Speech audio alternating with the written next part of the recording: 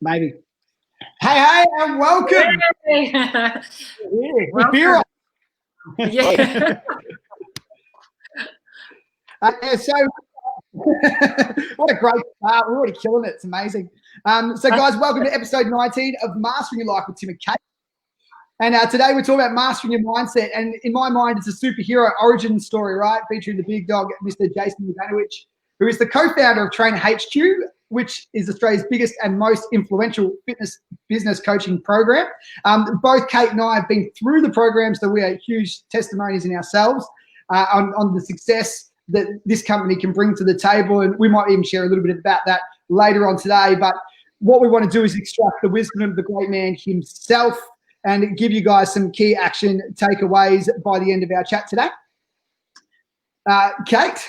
Awesome. So make sure you interact, click on the top of the screen with StreamYard. You need to actually, so that we can actually see your comments, you need to click on it to allow Facebook to actually show StreamYard. So make sure that you do that.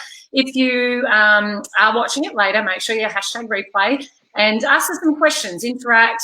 Jason's here to give us some, great, amazing tips. He's been such a big part of our life, and we'd love you to interact and ask us some questions. And even if you do it later, ask us and we'll come back and answer those questions for you as well. So let's get started, hey? We got the first question. I actually think the first question should be, where do we get a mullet like that, mate? I'm up in Queensland. That's ridiculously hot. We're in that thing, so I'm not going to get through the whole interview with it on. Let's be honest. Thanks for joining us, Grace. It's an absolute pleasure and an honour. I'm happy to be here, and like as I said to you in the weight room, I've actually been, I've been campaigning to get on this thing for a while now. I've been making the subtle hints in the comments on the other shows, and I think finally, we've had enough votes in to get me on the show. So thank you. Yeah, we had Mia slip us a really heartfelt message and some money, and very. So, Jace, Kate and I were super curious about is, obviously you've been very influential in both our lives, not only in business, but I know for me personally, the personal development side, right? You introduced me to the concept of emotional intelligence. You introduced me to the concept of being able to see things from a different perspective and not getting hijacked by your emotions all the time. Apparently, it's something I'm still working on, but we're getting there. You're on the club. Yeah. Which is cool, and that's the bit that I want to talk about, right? Because it's the pursuit of mastery of this stuff, right? It's not just a one and done stuff. But what I'd like to sort of start with is going, how did you get into it, or what sort of led you down the path of, maybe there's another way of looking at the world, or what got you into the personal development side of things? A lot of pain. It was the straight answer to that. So.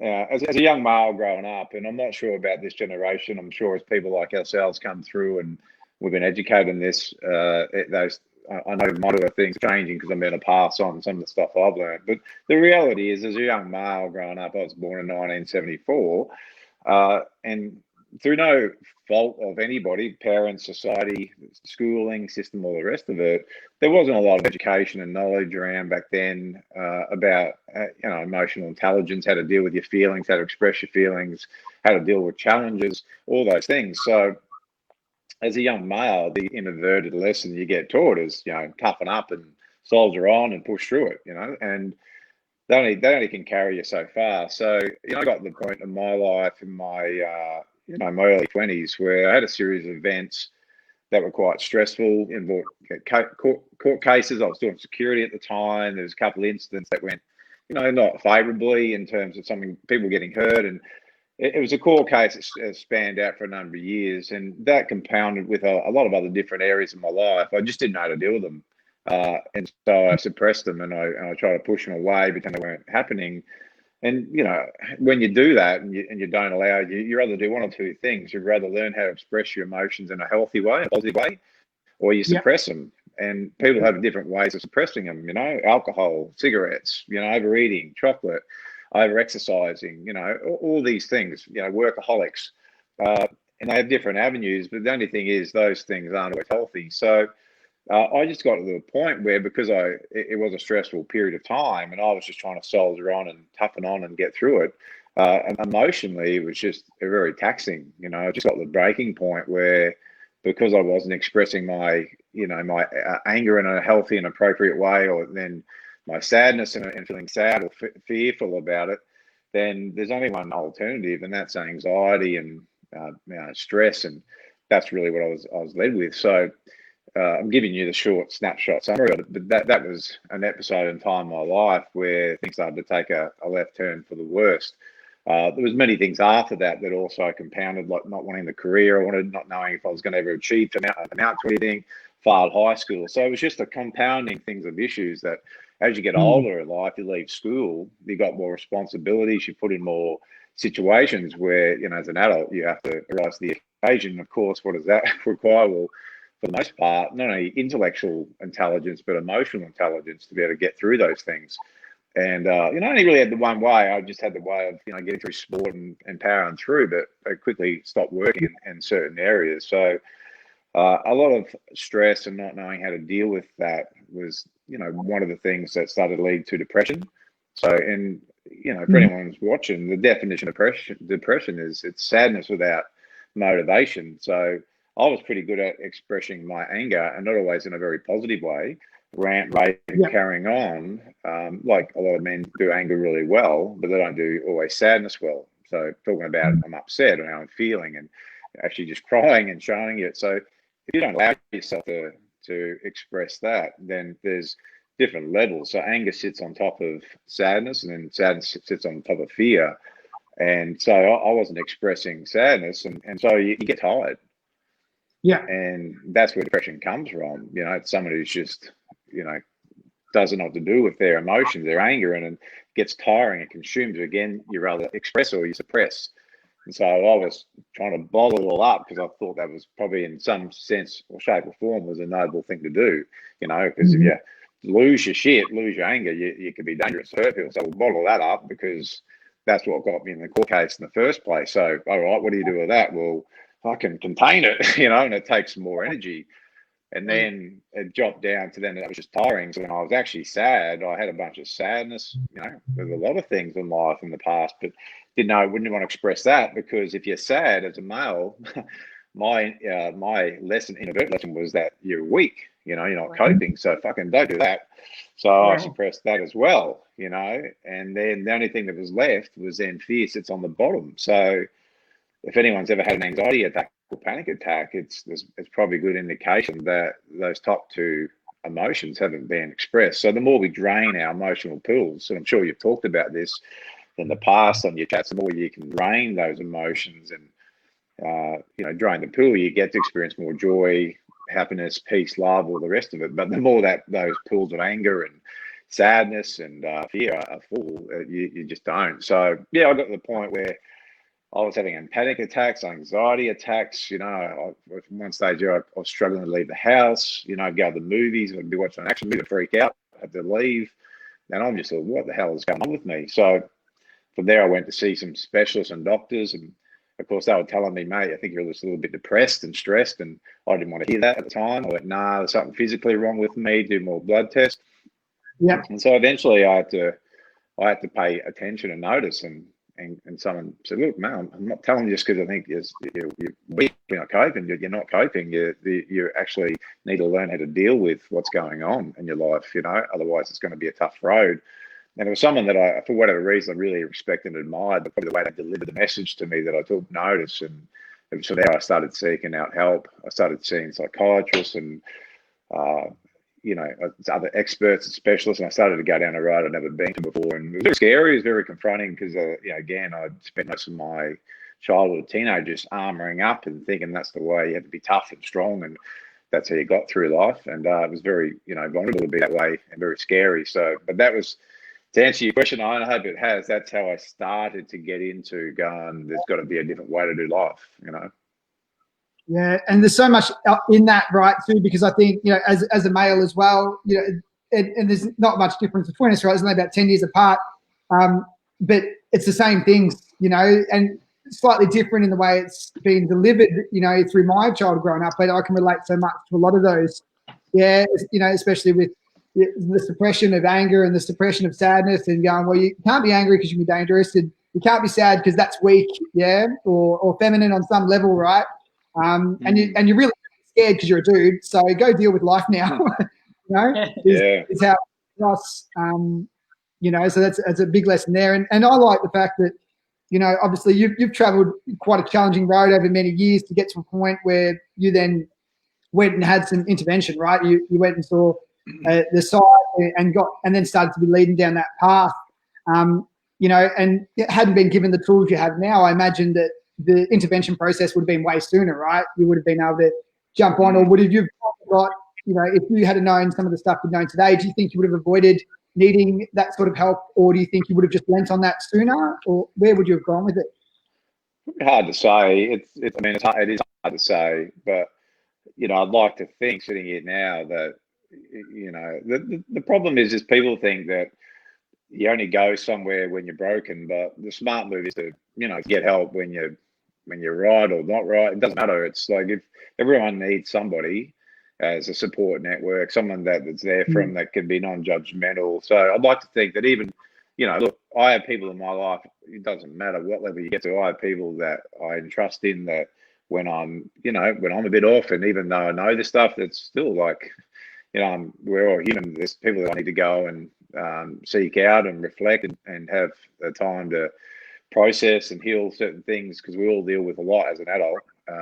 You got kids, you got work, job, business, whatever it is. So, yeah, to answer your question, I'd like to think that it would have guided me sooner to take action, a lot quicker than what I did. That's for sure. Yeah, awesome, man. Mate, thanks for sharing. And Kate, do you want to take the next one? Yeah, absolutely. So you did mention like the advice that you were given earlier on in the stage. Is there any other, advice that you were given along your journey that you just never forget that's really impacted and changed your life? Any advice that I was given? Yeah. Yeah, I look, it's been heaps because, when I started seeing some psychs, and again, I'm not, when I say this, I've got to be careful. I'm not saying that I don't think certain professions any good. That's not the case. I think you just come across people that are right fit for you and they have the right style or whatever. So I just got a bit frustrated with some of the therapies that I went to. I just felt like it was not getting me the results that I wanted to in the time. I felt like I was doing a lot of talking and not a lot of healing. I'm not sure if I would articulate that back there, but it was my first business coach that he really put me in touch with my first mentor, a guy named Paul Blackburn. And, it was definitely at that point that my life changed for the better. And probably the one thing is that when I was advised that, Paul, he was in Canberra at the time, and I'm in Brizzy, of course, and my business coach was. And my business coach said, look, mate, if you really want to get someone who's excellent in this field of emotional intelligence and helping you break through limitations and free up your life, and he's definitely a guy I recommend and go and see. He said, but he's only on the Gold Coast for one more day. So if you want, I can try to arrange it. And I didn't have to think about it. As soon as he said, I went, if I could give him a call, I'll be straight down there. So I dropped everything that I was doing, and I went, if this guy will see me, and I entrusted in my business coach because of our relationship and the respect. I said, mate, if you're telling me this guy's good, it's good. And so, I did exactly what I did, and I went down. And the reason I tell that story is because a lot of times we get an opportunity presented to us, and we don't always take it. We don't always act on it. And normally, the advice I was given, unless there's enough pain or enough desire, we don't really do anything. Yeah. I had a combination of both. I recommend enough the desire to do something about it. So it was a really good bit of advice that that I was imparted on, that I looked at there and I went, yeah, unless we do have enough desire, enough dissatisfaction, normally we just don't act. We'll cruise until it gets to the breaking point, and normally we're on the water cliff's edge, and then we're trying to look for help, and it's not ideal. You'd rather be further upstream going, nothing, it's not quite right. Maybe this is a good opportunity to start to get this stuff addressed now before it gets too bad. So I'd say that's the one thing that stuck with me first. A lot more, but that one specifically. Yeah. That definitely act. Yeah, for Yeah. sure. And that's so relevant with a lot of people that I work with, and it's yourself, Tim, like we've talked about this a bit, isn't it? That, you know, things are tough, you know, they're tough in their life at the time. They're like, oh, I'll just wait, I'll just continue doing what I'm doing, I'll see what happens. You know, opportunities come up to actually work through them, and that fear comes in that they might fail, or it's, you know, maybe not going to work, it won't work for me, I've tried so many things, all that kind of stuff. But then kind of gets to that point where, you know, they're, you know, it gets even harder for people to actually know what to do from there. They're just, you know, paralyzed by, you know, not knowing where to take, you know, take the next step, or where to go to get the help and all that kind of stuff. So yeah, it's a good point. Thank you for sharing. Pleasure. I could talk on that stuff for days. I know, yeah. You haven't seen me do it. Yeah. You don't know this, but we're actually, our finish time is 8 o'clock next Wednesday. Yeah. Yeah, I should be able to just wrap up by then. Yeah. We'll finish the intro. Mate, one thing that I'm really curious about is, you know, what inspires you to stay on track and continue to show up on a day-to-day basis? I know personally, this has been one of my biggest challenges over the years, is creating consistency, and I'm getting way better at having better stints at it. But, you know, one thing I admire about you is you know, your ability you've gone through all this, and you've done it for so long, and you still at least appear to be super consistent all the time. So I guess, you know, what are the things that inspire you to stay on track, or maybe what are some of the simple things you might do on a regular basis that keep you on track? Yeah, I think part of the answers in the question is that when we're looking for inspiration, that to me says that we're focusing on motivation rather than sense of direction and purpose. So if you don't have a sense of direction and purpose, you do rely on motivation, and motivation will come and go, and focus will come and go, and all, like, so I can wake up in the morning, and like other people, I can always feel like I go, well, you know, maybe my morning ritual is to write out my things I'm grateful for, or affirmations, whatever my thing is that I know keeps me on track. But I don't feel like it this morning. I had a really bad night's sleep and all that. And so I got a choice at that point going, if my actions are determined by how I'm feeling, like, so if I wake up feeling good, then I'm in the mood to do it. If I'm not, then I'll get shelved. Well, it's the wrong focus. So I have a real good sense of direction of the person I want to be, and who I want to be, and how I want to behave and act. And do I always get that right? No. Do I sometimes miss a day here and there? Yes, like everybody else. However, I'm very clear on how quick to reset, and I've talked to you about this many times, and I call it how quickly can you reset. It's not do you fall off or you get off track. It's how quickly you can reset. Now, if at the start I went off track and it took me a month to get back on track, well, that's the thing I'd be focusing on. I'd be focused on, well, if I allow that month to drag out a month, there's consequences of that. You know, I don't become the best version of myself. I lose sales. I don't behave as well. I don't communicate as well. All these things. So I say this to people very often. I've got 2 weeks that I know that if I don't do the things that I know keep me in check, mentally, spiritually, emotionally, physically, I've got 2 weeks, and I've tested it many times, believe me, over the years. It's 2 weeks. And if I'm not doing the things that keep me on check, so things like mentally, like I said, mentally, emotionally, spiritually, and physically, then I'm basically making the decision that those things aren't important to me anymore. And when you get up and you look at yourself in the mirror and say, well, you got a choice, Jason. Do you want to not be that person that you said you want to be, and those things, or do you that's a choice. And I find it hard if I put myself in that position, because again, a lot of people are too much accountable than others. You know, I need someone to kick my ass, keep me accountable. No, you don't. You need. There's only one person you need to do that, and that is you. So I call it. I want to put myself in the best position to win, to be the best. You know, the best partner, the best father, the best team member of my business, the best leader. And anyone who knows me, and you guys do, go, I'm pretty consistent with how I show up. I'm the first to mess up and own it and get back on track. So, you know, that, I guess I hope that's answered my question. That's what I focus on, is a sense of direction and purpose, more so. I'm very clear on who I want to be and what helps me. And if I don't do it well, I'm making a decision that that's no longer true. Yeah, there was a couple of really things I really pulled out of that. You know, obviously that purpose and sense of direction is really important, and to know that and to be able to connect with that on a regular basis is huge. I also took note the consequence is awesome too. Would you, you know, when you're not feeling it, is that when you would bring that up and you would you sort of remind yourself, going, okay, well, essentially there's two choices in the mirror today. You know, I might not be feeling it, but if I don't do it, then, you know, this is how it's going to be. Is that how you would, you know, approach it if you were saying, you know, you wake up and you're lacking the motivation or whatever, and you needed to reconnect with your purpose and make sure you were on track? Is that when you would bring up I think on any given moment it's a choice, and we just run bullshit stories on ourselves. And again, I'm not saying that I'm perfect, and I always watch this going, no, you guys know me, I'm the first to go, I make more mistakes than anybody. That's probably why I got where I am. But I'm good at resetting. So the thing is having a choice, stopping the storytelling, I call it. When I'm saying it to myself, I go, Jason, that was a lovely fairy tale. We should tell that one to Mia. She'd love that because she's 10. She don't want to believe it too. But you know, like, it's a fairy tale. So I believe that the truth will set you free.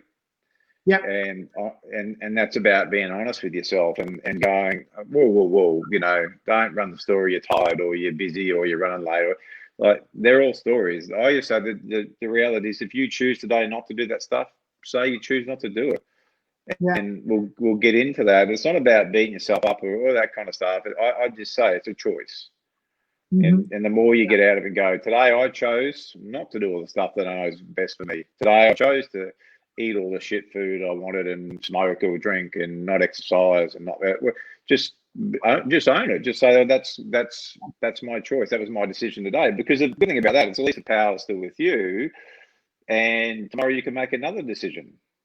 But if it's because you're tired, you had a late night, I don't know what to do, you know, I'm exhausted, you know, as soon as you do that, well, you're a victim. You're along for the journey where that takes you. So I just go, today I'm choosing to. Now, some people can hear that and go, okay, beauty, that Jason just told me I can choose. So for the last 365 days, I've been choosing just to smoke cigarettes still, you know. Well, I didn't say that at all. That's your choice, you know. Obviously, you don't want to stop, so enjoy it. Good on you. More power to you, you know. And I think that's part of the issue. It's just, you know, like I have people say to me, Jason, I'd really love to stop smoking, I just can't. And you both would have heard me say this. I just say to them, you just got to change one word and you're almost on your way. And they go, what is it? I go, you won't. Yep. And mostly one of the two things happen. They want to try to punch me because I've hit them between the eyes, and they know it's true because they go, I can't. What? There's not some magical fairy sticking cigarettes in your mouth. Oh, don't, please, not again. Oh, okay. It's no, you're just choosing to smoke. So just fucking choose to smoke and enjoy it. You know, the worst thing is to just really want to give these up, and then you're beating yourself up about it. Well, if you're going to smoke today, smoke today. So it's a choice. So mate, I hope that answers the question, but that's my thing. I think I'm a very simple man, and I like things being simple, and I find that works the best. So yeah, I just be honest with myself and go, Jason, you just chose not to make those sales calls today, and you chose to goof off and watch Netflix. Now, again, you can do that today. Good. Tomorrow, if you choose to do that, there'll be consequences down the line if that's the case. Might not be noticeable today, like the person, even if you said, like, today I'm choosing to, you know, not go to the gym or whatever, well, that'll be fine. No biggie. It's only an issue if there's something that you really want to make change in your personal life, and you keep opting for the opposite, running the bullshit stories. Yeah. And, you know, I've sat in front of many people that have told me their made up belief story, and I just sit there, I don't even say anything. I just look at them and they will go to me, you didn't believe that, did you? And I went, nope. And I said, but did you? Like, and they go, no. And I go, cool, we're on the same page then. I go, what do you want to do about it? Because, you know, that's the difference, is what are you going to do about it? You know, tell that story to somebody else. More importantly, stop telling it to yourself. Yeah, absolutely. That's awesome. There's one more thing I pulled out of that before too, mate, which was, you know, you also have that sense of awareness going, I've got this 2-week window where if I was to drop all the things that I know I'm trying to do on a regular basis, things start to fall apart. And, you know, is that everyone's obviously got a tolerance to how long they can run on all the cylinders without the right nurturing and all that sort of stuff. You know, do you believe that everyone should have some sort of cheat sheet or some sort of awareness in place to go, okay, well, maybe we should sit and reflect and work out, how long can I operate at my best, and what are those things that I should be doing on a regular basis to make that happen?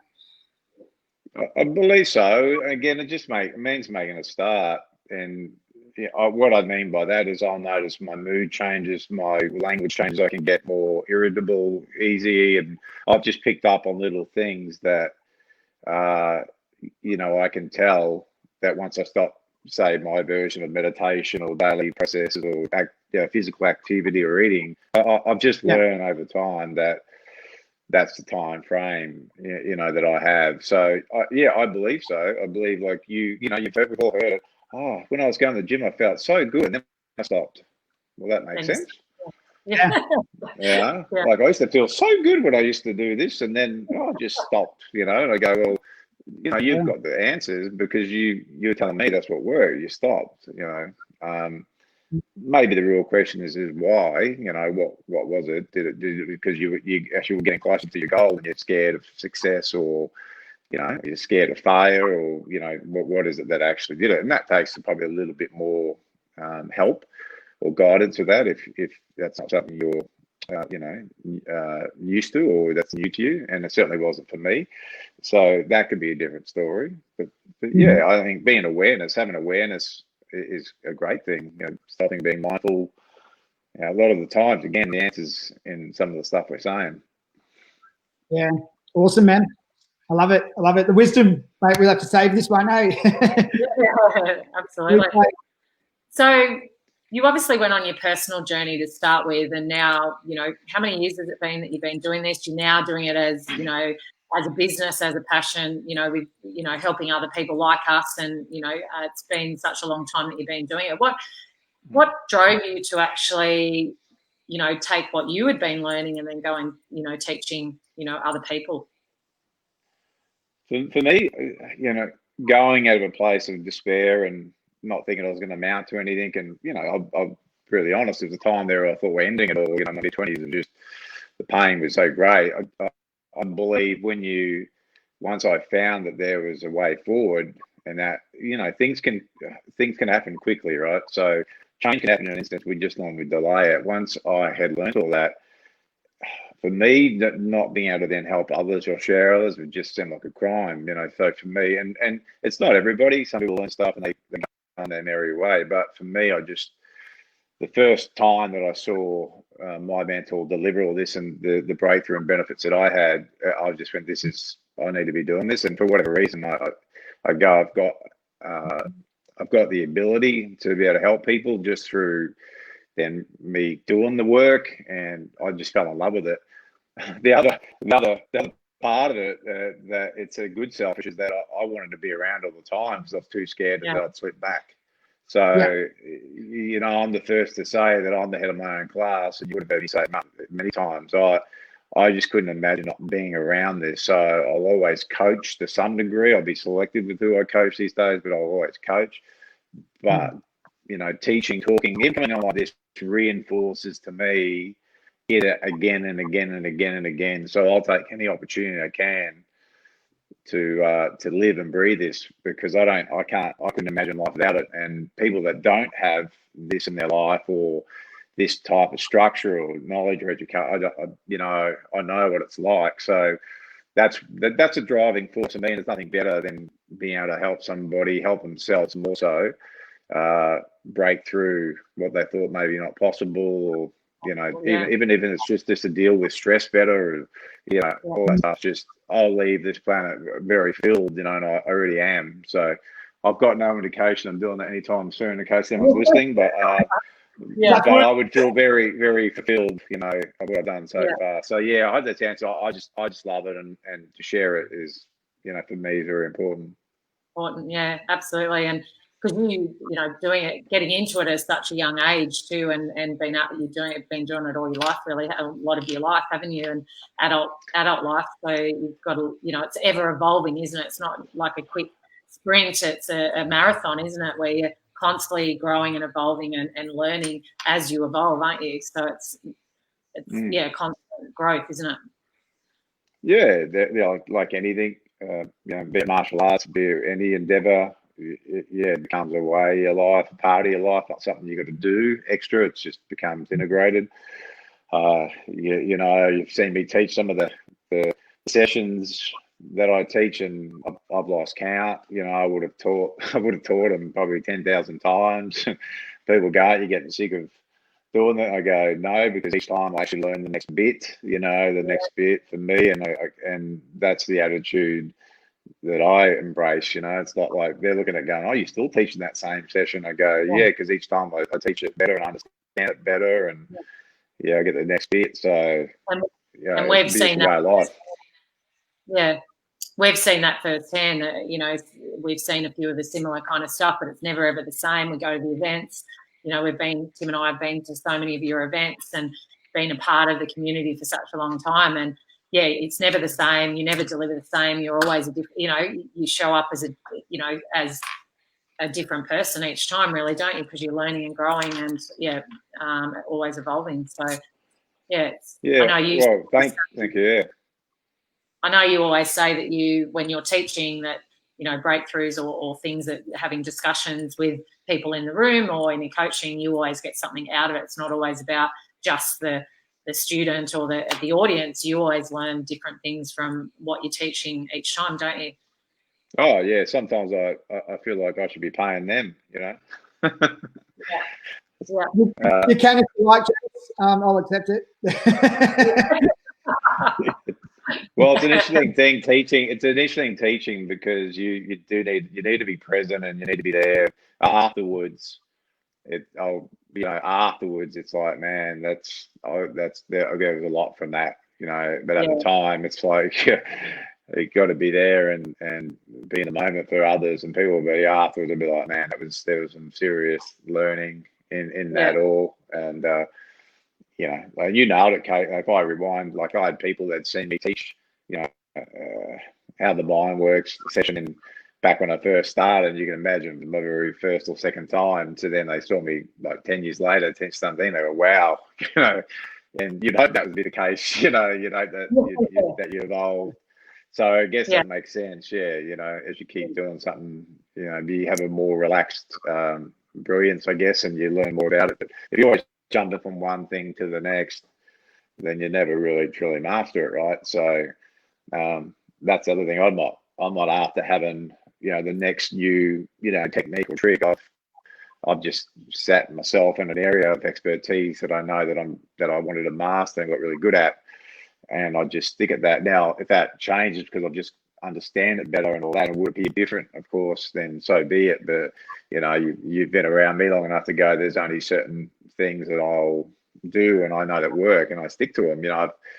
When I learned how to relax in 30 seconds or less process, I was in the room with 30 other people and not one of them stuck to it, and I did it for a whole year. I went, I'm just going to stick at this for 1 year.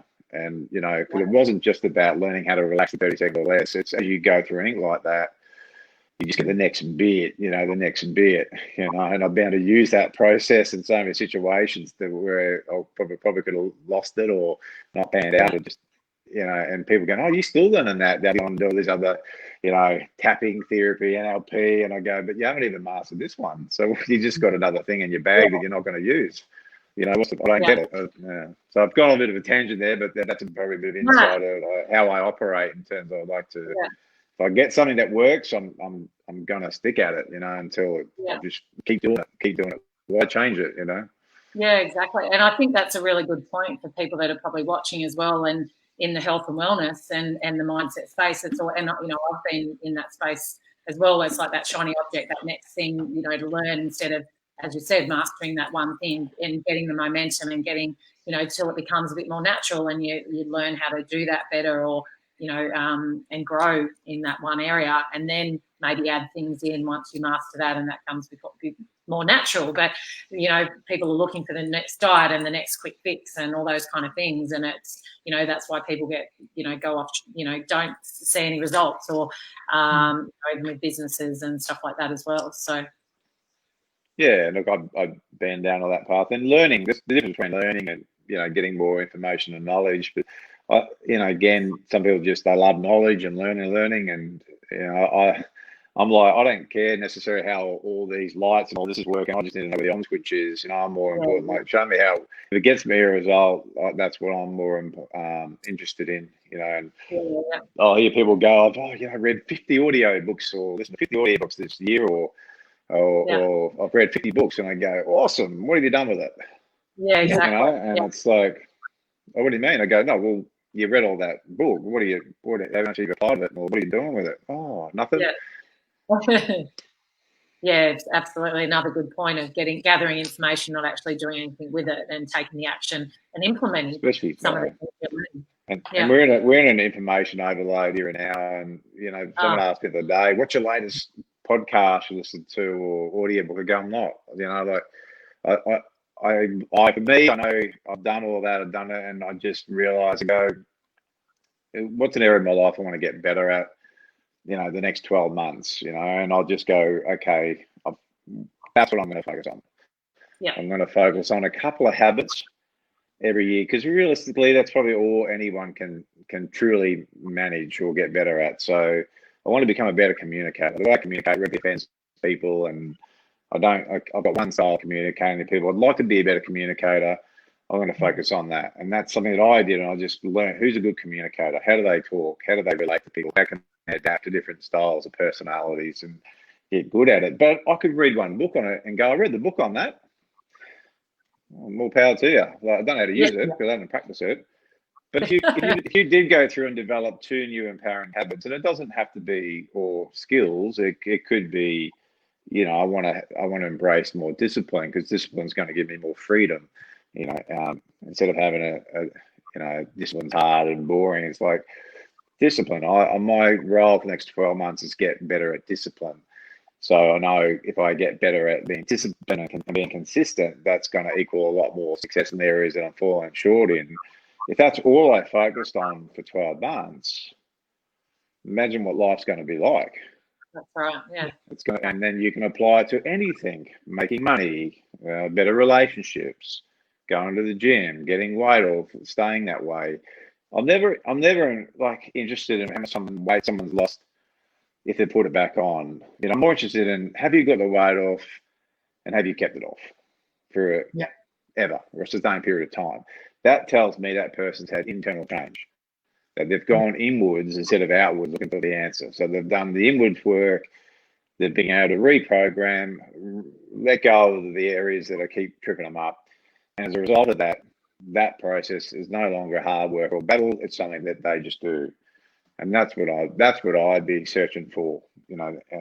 Can you make money, and then can you hang on to it, or you always got money and losing it? You never have time. There seems to be a correlation between time, energy, time, money, and food and all those areas. But that's always my advice to somebody. And it's a tough process, because when I say tough for people here to get, not tough in doing it. If you just were consistent in doing it, the words are easy. But again, that sets a direction and purpose. Vision. What would life be like in 12 months if I had that discipline? What would it mean to me? What would it give me? And I just excelled at that. What areas of my life would that show up positive for? In my work environment, it'd be a worthwhile endeavor. 5 years time, you've got out 10 empowering you things that serve a better life for you, or you just be the same version of yourself in 5 years time, still running around, trying to make shit happen. Yeah, absolutely. I love that. That is very good information. Man, I'm sitting here hanging off every word right now. I'm loving it. I feel like I'm back in the classroom, mate, or back in the I think about back when we first met. I think it was the hotel in Richmond that you guys used to do it in, upstairs, the business building workshop. It's a bit nostalgic for me, mate, listening to you talk and hearing your passion, excitement, and I've really enjoyed every moment here. So quietly, intently hanging off every word. So if there's anything you want to post to me, let's do it now. I'm sold. Whatever it is you're selling, I'll take 20. I'm selling change, positive change. Yeah, that's my wish for everyone watching. Yeah, that was the correct answer. Good job. Passed the test. Mate, one of the things that we love to sort of round off on a little bit is, what are some, and with the audience we've got, I would pretty safe to say a lot of people are new to the personal development or, emotional mastery and that side of the things. I guess what are some key takeaways, someone who's, I guess, similar to that situation you might have been in, all those years ago, who is stressed or stuck or feel like they just can't get out. What would be some of the first steps that someone could take, to start to correct their path like you did? Well, I mean, first, if they're people that are tuning into this channel, I would say reach out to someone that you trust, that you respect, and know on some level, as in you both, to maybe give you some guidance if they're looking for someone that can help to point them in the right direction. I mean, that's exactly what happened to me. I had someone that I trusted and respected and said, look, if you're really serious about making some changes in areas, I recommend you go and see this person. So, I mean, first thing first, I was to go, who do I know that I respect and admire or trust that, or it doesn't have to be someone that is personally a friend, it can be someone that you follow, that would be the first thing that I would recommend, because it is a day and age. Now it's, I never had social media back then. So it can get a bit overwhelming and maybe confusing with, who do you listen to? So I would definitely, that would be my first step, is just go to someone that you've been following. Again, so if people have been tuning into here, reach out to you guys. Yeah. That's what you're here for. I'm assuming that's what you're aiming to do. So I wouldn't want to send people off on some other tangent. I'd say contact Tim and Kate. Ask Tim, mate, who do you think? And more importantly, what are they actually after? What are they actually wanting help with? And then I'm sure if you know someone, you can recommend them that in the right direction. Yeah, absolutely. Asking for help, man. It's the biggest thing. It's the biggest thing. Is asking for help. It was my biggest roadblock as a young male that I didn't do. Yeah, because people feel that it's a weakness, or that's their, and sometimes they're negative if they're actually asking for help, but it's actually being very courageous and brave to actually reach out and ask for help, isn't it? And then get the right support and the guidance to help you to move in the direction that you want to move in, and don't feel that you're doing it alone.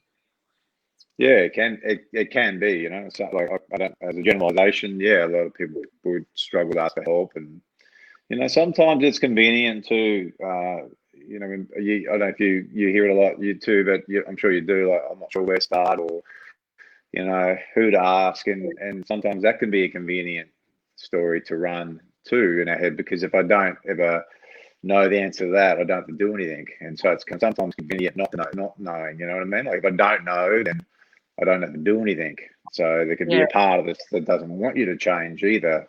And the unconscious part of the brain definitely takes control of that. Don't do that, man. Remember when you asked that girl out when you were 16 and she rejected you? Don't.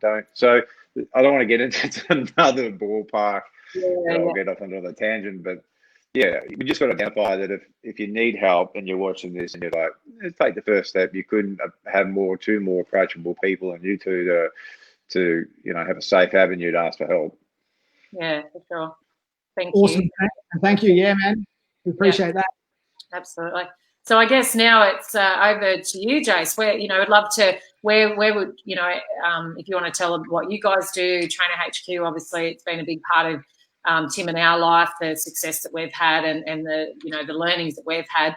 If there's any trainers, personal trainers and business, PT businesses, studios out there that actually would be interested to know more about you, do you want to give a bit of an overview on how they could find you?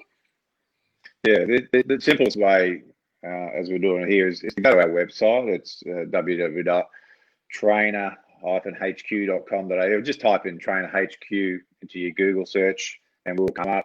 There you can have a look about who we are, a lot of our brand messaging and what we stand for, what we specialize in, what we deliver. You'll find it on there, and then there's a contact us. So if you're someone who is after help, you can do better. There's with a bit of support, right guidance, the right structure, increasing your skill set, that you have more to do. Then I really encourage you to take that step and contact us.